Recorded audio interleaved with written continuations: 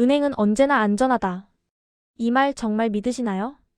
우리는 어릴 때부터 은행은 돈을 맡기면 절대 망하지 않는다고 배워왔습니다. 하지만 최근 몇 년간 세계 곳곳에서 은행 파산 뉴스가 들려오고 있죠. 미국의 실리콘밸리 은행, 스위스의 크레디트 스위스. 이름만 들어도 믿음직했던 은행들이 순식간에 무너졌습니다. 은행이 무너진다는 건 단순히 한 회사가 사라지는 일이 아닙니다. 당신의 예금, 당신의 신뢰, 그리고 경제 전체의 근간이 흔들린다는 뜻이죠. 그럼에도 불구하고 우리는 여전히 은행은 안전하다는 생각에 안주합니다. 정말 그럴까요? 은행은 기본적으로 예금을 받아 대출을 해주는 구조입니다. 즉, 고객의 돈을 모아 기업이나 개인에게 빌려주고 그 이자로 수익을 내죠. 문제는 한 번에 많은 고객이 돈을 찾으려 하면 어떨까요? 은행은 그 돈을 모두 현금으로 보유하고 있지 않습니다. 이걸 유동성 위기라고 부릅니다. 은행이 파산하는 이유 대부분이 바로 여기에 있습니다. 그럼 예금자 보호제도가 있으니 괜찮지 않을까 생각하실 겁니다. 한국에서는 1인당 5천만 원까지 예금이 보호됩니다. 하지만 만약 한 은행이 아니라 여러 은행이 동시에 흔들린다면 어떨까요? 그땐 국가도 모든 예금을 지켜줄 수 없습니다. 결국 안전하다는 믿음은 조건부 안전인 셈이죠. 또 한 가지 간과하기 쉬운 부분이 있습니다. 은행의 수익성 압박입니다. 금리가 빠르게 오르거나 대출 부실이 늘어나면 은행은 위험한 자산에 손을 대기 시작합니다. 더 높은 수익을 내기 위해 리스크가 큰 투자 상품을 다루게 되죠. 결국 안정을 위해 만들어진 기관이 위험을 떠안는 모순이 생깁니다. 그렇다면 우리는 어떻게 해야 할까요? 첫째, 모든 자산을 은행에만 두지 말 것. 둘째, 국채, 금, ETF 등 분산 투자로 리스크를 줄일 것. 셋째, 예금자 보호 한도를 항상 인식하고 자산을 분리할 것. 이 세 가지만 실천해도 금융위기 때 패닉 출금의 대상이 되지 않을 수 있습니다. 결국 중요한 건 맹신이 아니라 이해입니다. 은행은 편리함을 제공하지만 절대적인 안전을 보장하지는 않습니다. 당신의 돈을 지키는 사람은 결국 은행이 아니라 당신 자신입니다. 이제는 믿는 것에서 멈추지 말고 이해하는 투자자가 되어야 할 때입니다. 우리는 흔히 은행에 돈을 넣어두면 안전하다고 생각합니다. 하지만 과연 그럴까요? 실제로 은행 시스템은 생각보다 훨씬 불안정하고 현금의 가치는 우리가 믿는 것보다 빠르게 떨어지고 있습니다. 눈에 보이지 않는 금융 시스템의 구조를 이해하지 못하면 당신의 돈은 조용히 가치가 사라지는 길로 들어서게 됩니다. 먼저 은행의 본질부터 살펴볼까요? 은행은 우리가 맡긴 예금을 그대로 보관하지 않습니다. 대부분의 예금은 대출로 나가고 실제 금고 안에는 예금의 일부만 남아 있습니다. 이것을 부분지급 준비제도 프랙셔널 리저브 시스템이라고 부릅니다. 만약 고객의 10%만 동시에 인출을 요구해도 은행은 이를 감당하지 못하고 순식간에 문을 닫게 됩니다. 실제로 2008년 금융위기 때 미국의 여러 은행들이 단 며칠 만에 무너졌고 2023년에는 실리콘밸리 은행 SVB 같은 이유로 파산했습니다. 내 돈은 은행에 있으니 안전하다는 믿음이 사실은 착각이었던 거죠. 두 번째 문제는 현금의 가치 하락, 즉 인플레이션입니다. 정부와 중앙은행은 경기 부양을 이유로 꾸준히 돈을 찍어냅니다. 하지만 돈의 양이 늘어나면 당연히 돈의 가치가 떨어집니다.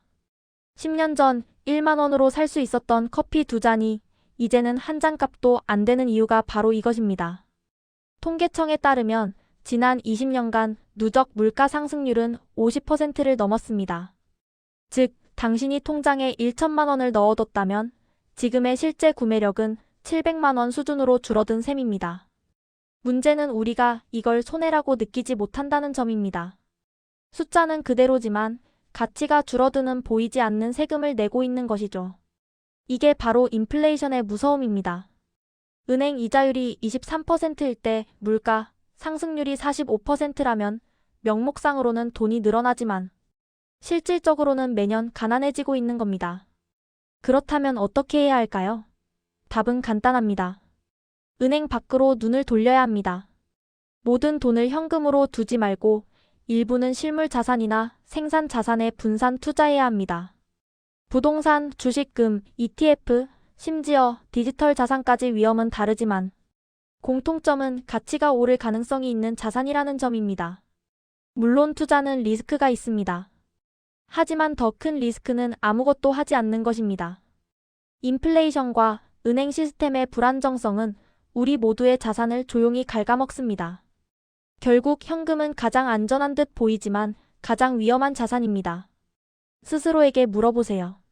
나는 돈을 보관하고 있는가, 아니면 잃고 있는가? 이 질문에 대한 깨달음이 생기는 순간 당신의 재정은 더 이상 은행 금리에 묶이지 않고 진짜 자산의 길로 나아가게 될 것입니다. 돈을 버는 것보다 더 중요한 건 바로 지키는 것입니다. 많은 사람들이 월급을 모으고 투자를 시작하면서 자산을 늘리는 법에만 집중합니다. 하지만 진짜 부자는 자산을 지키는 법을 먼저 배웁니다. 왜냐하면 자산을 지키지 못하면 아무리 벌어도 결국 원점으로 돌아가기 때문입니다. 경제위기, 인플레이션, 세금, 금융사고, 그리고 잘못된 소비 습관. 이 모든 것들은 우리가 쌓은 자산을 위협하는 보이지 않는 적들입니다. 그렇다면 이 시대의 자산을 보호하려면 무엇에 집중해야 할까요? 오늘은 자산 보호를 위한 7가지 핵심 자산을 소개합니다. 첫 번째는 현금 유동성 자산입니다. 위기가 닥쳤을 때 즉시 사용할 수 있는 비상자금이 필요합니다.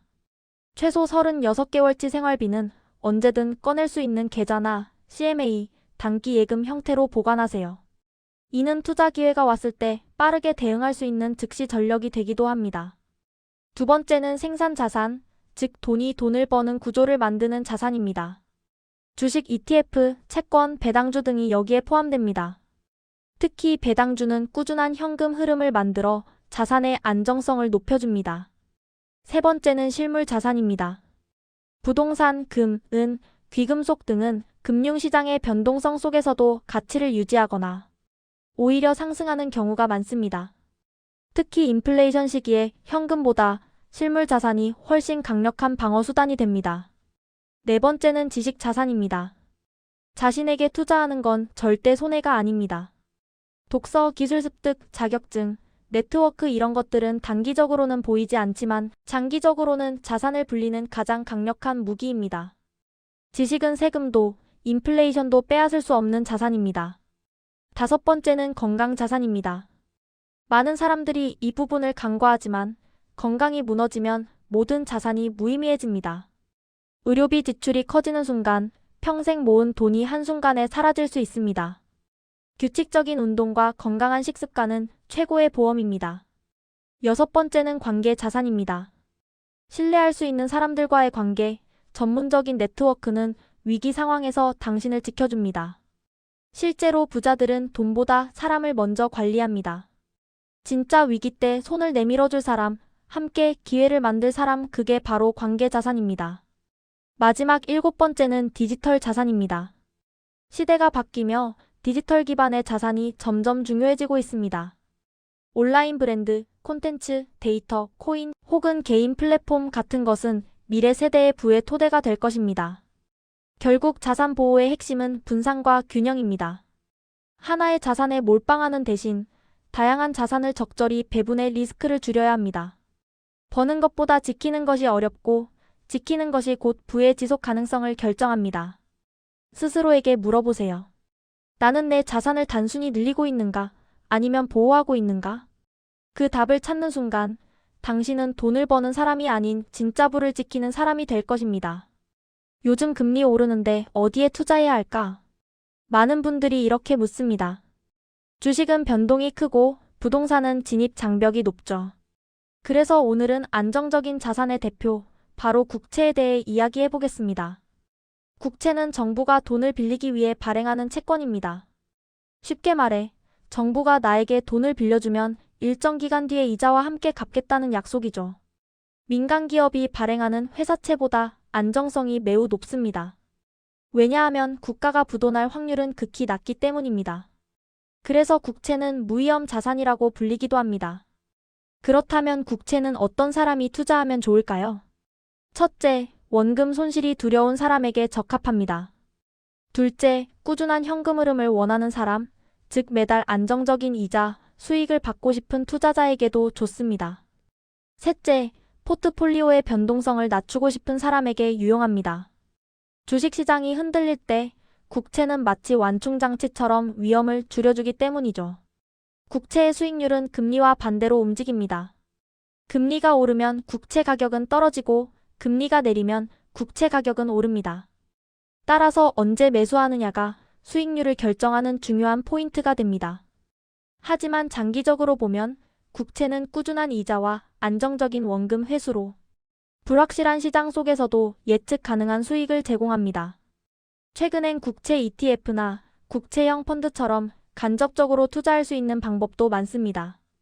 소액으로도 다양한 만기의 국채에 분산 투자할 수 있어 개인 투자자에게 접근성이 더욱 높아졌죠.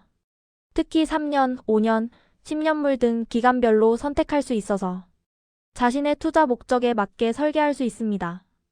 결국 국채는 크게 벌기보다는 안정적으로 지키는 자산입니다. 짧은 기간의 변동보다 꾸준히 자산을 불리고 싶은 사람, 혹은 퇴직 후 안정적인 현금 흐름을 원하는 사람에게 이상적이죠. 정리하자면 국채는 조용하지만 든든한 자산입니다. 정부가 보장하는 만큼 안전하고 금리 변동에 대한 이해만 있다면 충분히 합리적인 투자 수단이 될 수 있습니다. 부동산은 결국 안 떨어진다. 한 번쯤 들어보셨을 겁니다. 세상이 변하고 금리가 오르고 주식시장이 요동쳐도 사람들은 여전히 부동산을 가장 믿을 수 있는 자산으로 여깁니다. 그 이유는 단순합니다. 눈에 보이고 손에 잡히는 실물 자산이기 때문이죠. 부동산은 정부나 기업의 신용에 의존하지 않습니다. 그 땅과 건물은 언제나 그 자리에 존재하기 때문에 극단적인 경제 위기 속에서도 일정한 가치를 유지합니다. 바로 이런 실물 기반의 안정성이 부동산의 가장 큰 매력입니다. 하지만 부동산의 진짜 가치는 단순히 가격 상승에만 있지 않습니다. 바로 현금 흐름, 즉 수익형 구조에 있습니다. 임대료, 상가 수익, 건물 운영 등으로 매달 안정적인 현금이 들어오죠. 주식의 배당처럼 예측 가능한 수익을 제공하면서도 변동성은 훨씬 낮습니다.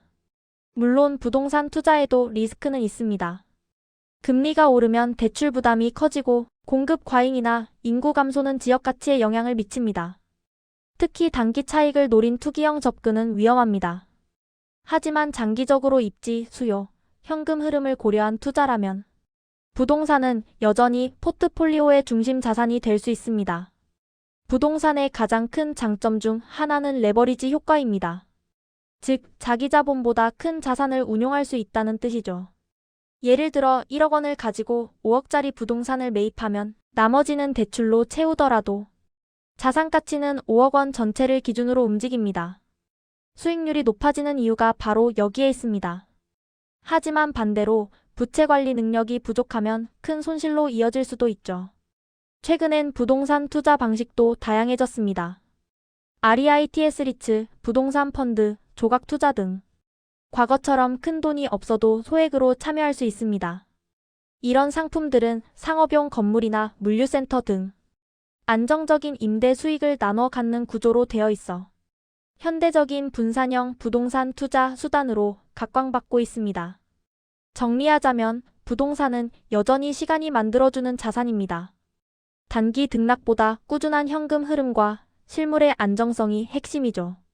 변화하는 시장 속에서도 땅과 건물은 여전히 가치의 저장소이자 수익의 원천으로 존재합니다. 세상에서 가장 오래된 자산은 무엇일까요? 누군가는 부동산이라 하고 누군가는 현금이라고 말합니다. 하지만 수천 년 동안 단 한 번도 가치 없는 것이 된 적 없는 자산, 바로 금골드입니다. 금은 인류 역사상 가장 오래된 통화이자 가치 저장 수단입니다. 고대 제국에서부터 현대 금융시장까지 금은 언제나 신뢰의 상징으로 존재했습니다. 화폐가 사라지고 국가가 무너져도 금은 여전히 가치 있는 금속으로 남았죠. 이게 바로 금이 궁극의 안전자산이라 불리는 이유입니다. 금은 눈에 보이고 누구나 그 가치를 인식할 수 있습니다. 정부의 정책이나 기업의 실적에 영향을 받지 않는 자산, 즉 신뢰의 독립성을 가진 것이 금의 가장 큰 특징이죠. 경제위기, 인플레이션, 전쟁과 같은 불확실한 상황이 닥칠 때 금값이 오르는 이유도 여기에 있습니다. 특히 인플레이션은 금의 진가를 보여주는 대표적인 순간입니다. 화폐 가치가 떨어질수록 금의 상대적 가치는 상승합니다. 왜냐하면 금은 누구의 부채도 아니고 인플레이션의 영향을 받지 않는 실물 자산이기 때문입니다. 즉, 종이돈의 가치가 무너질 때 금은 진짜 돈의 역할을 하게 됩니다. 그렇다면 금은 어떻게 투자할 수 있을까요? 가장 전통적인 방법은 실물 금을 보유하는 것입니다. 금괴, 금화, 골드바 등 형태로 직접 구입할 수 있죠. 하지만 보관의 번거로움과 거래 비용이 문제입니다. 그래서 최근에는 금 ETF, 금 통장, 금 선물 등 간접 투자 방식이 인기를 얻고 있습니다. 이런 상품들은 금 가격에 연동되어 움직이므로 보다 편리하게 금에 투자할 수 있습니다. 금의 단점도 있습니다. 대표적으로 이자나 배당이 없다는 점이죠. 즉, 보유한다고 해서 수익이 꾸준히 발생하지 않습니다. 하지만 그럼에도 불구하고 금은 가치의 안정성이라는 다른 어떤 자산도 대신할 수 없는 매력을 지닙니다. 특히 자산의 일부를 금으로 분산해두면 금융시장의 급격한 하락에도 포트폴리오의 균형을 지킬 수 있습니다. 결국 금은 수익을 내는 자산이라기보다 지켜주는 자산입니다. 주식이나 부동산이 성장과 수익의 상징이라면 금은 시간과 위기 속에서도 변치 않는 신뢰의 상징입니다. 그래서 세계 모든 중앙은행이 여전히 금 보유량을 국가의 경제 안정 지표로 삼는 이유이기도 하죠. 정리하자면 금은 단기 차익을 위한 투자가 아니라 불확실한 시대를 대비하는 보험과도 같습니다. 시장은 흔들려도 금은 무너지지 않습니다. 당신의 자산이 어떤 형태이든 그중 일부는 금처럼 변하지 않는 신뢰에 맡겨두는 것, 그게 진짜 위험 관리의 시작입니다. 암호화폐는 블록체인 기술을 기반으로 한 디지털 자산으로 중앙은행이나 정부가 발행하지 않는 새로운 형태의 화폐입니다. 2009년 비트코인의 등장은 기존 금융 시스템에 큰 충격을 주었고, 이후 수많은 암호화폐들이 등장하면서 디지털 시대의 자산 패러다임을 바꾸어 놓았습니다. 가장 큰 특징은 탈중앙화입니다. 기존 금융거래는 은행과 같은 중앙기관을 거쳐야 하지만 암호화폐는 블록체인 네트워크를 통해 개인과 개인이 직접 거래할 수 있습니다. 이 과정에서 모든 거래 내역은 분산 장부에 기록되어 조작이 어렵고 누구나 검증할 수 있다는 투명성을 가집니다. 또 하나의 장점은 국경 없는 화폐라는 점입니다. 달러나 원화 같은 법정화폐는 국가와 제도에 종속되어 있지만 암호화폐는 인터넷만 연결되어 있다면 전 세계 어디서든 사용할 수 있습니다. 송금 속도가 빠르고 수수료가 저렴해 국제 결제나 자산 이동에서 점점 더 주목받고 있습니다. 하지만 장점만 있는 것은 아닙니다. 암호화폐는 가격 변동성이 매우 크기 때문에 고위험 자산으로 분류됩니다. 하루에도 수십 %가 오르내릴 수 있어 단기 투자는 큰 수익을 가져올 수 있지만 동시에 큰 손실을 불러올 수도 있습니다. 또한 해킹, 사기, 규제 미비 등으로 인한 위험도 존재합니다. 각국 정부가 암호화폐를 법적 자산으로 인정할지 규제할지에 따라 시장은 크게 요동칩니다. 그럼에도 불구하고 암호화폐는 단순한 투기 수단을 넘어 새로운 금융 시스템의 기반이 될 가능성이 큽니다. 탈중앙화 금융, 즉 DeFi는 은행 없이도 대출, 예금, 투자 등이 가능한 새로운 금융 생태계를 만들고 있습니다. 또한 NFT, 메타버스, 웹 3.0과 같은 신기술과 결합해 새로운 자산 형태를 창출하고 있습니다. 결국 암호화폐는 위험과 기회가 공존하는 자산입니다. 전통 자산이 안정성을 추구한다면 암호화폐는 성장성과 혁신에 베팅하는 자산이라고 할 수 있습니다. 중요한 것은 무분별한 투기가 아니라 기술과 시장을 이해하고 자신의 투자 성향에 맞게 비중을 조절하는 것입니다. 디지털 시대의 새로운 화폐, 암호화폐는 아직도 진화 중입니다. 앞으로 어떤 모습으로 자리 잡을지는 아무도 장담할 수 없지만 분명 자산의 한 축으로 무시할 수 없는 존재가 되어가고 있습니다. 우리가 지금까지 자산과 부에 대해 다양한 이야기를 나누었습니다. 하지만 지식과 전략만으로는 결코 부를 만들 수 없습니다. 결국 차이를 만드는 것은 행동입니다. 아무리 훌륭한 계획과 아이디어가 있어도 그것을 실천하지 않으면 단지 머릿속에 머무는 꿈일 뿐입니다. 부는 행동하는 사람에게만 다가옵니다. 많은 사람들이 부자가 되고 싶다고 말합니다. 하지만 실제로 첫걸음을 내딛는 사람은 극히 드뭅니다. 두려움, 실패에 대한 걱정, 남의 시선, 완벽하지 않은 준비 같은 이유들이 발목을 잡습니다. 그러나 완벽한 시점은 결코 오지 않습니다. 완벽을 기다리는 사람은 평생 시작하지 못합니다. 오히려 불완전한 첫걸음을 내딛는 사람이 길을 찾고 그 과정에서 배우며 성장합니다. 부는 단숨에 쌓이는 것이 아닙니다. 작은 행동의 축적이 결국 거대한 자산을 만들어냅니다. 매일 조금씩 절약하고 꾸준히 투자하며 스스로를 학습하고 성장시키는 과정이 쌓여부를 형성합니다. 이 작은 습관들이 복리처럼 작용해 시간이 지남에 따라 엄청난 차이를 만들어냅니다. 또한 부를 이루는 과정에서 중요한 것은 단순히 돈을 버는 것이 아니라 마인드셋을 바꾸는 것입니다. 소비자의 관점에서 생산자의 관점으로, 근로자의 사고에서 투자자의 사고로 시각을 전환해야 합니다. 세상은 끊임없이 변하고 있으며 변화에 적응하는 자만이 기회를 잡을 수 있습니다. 이를 위해서는 끊임없는 학습과 실행, 그리고 무엇보다 지속적인 도전이 필요합니다. 기억해야 할 것은 실패 역시 과정의 일부라는 점입니다. 모든 성공한 사람들은 수많은 실패를 경험했습니다. 그러나 그들은 포기하지 않고 매번 배움의 기회로 삼아 다시 도전했습니다. 실패를 두려워하지 않고 실패 속에서 교훈을 얻을 수 있는 사람만이 끝내 원하는 부를 손에 넣습니다. 오늘 당신이 가진 지식과 통찰을 행동으로 옮기지 않는다면 1년 뒤, 5년 뒤에도 같은 자리에서 같은 고민을 하고 있을 것입니다. 하지만 지금 단 한 걸음이라도 실행한다면 당신의 미래는 분명히 달라집니다. 부를 만드는 것은 오늘의 작은 선택이고 지금의 실천입니다. 행동만이 부를 만든다. 더 이상 기다리지 말고 더 이상 주저하지 마십시오. 부자가 되고 싶다면 지금 시작하십시오. 당신이 오늘 내딛는 그 한 걸음이 앞으로의 인생을 완전히 바꿔놓을 수 있습니다.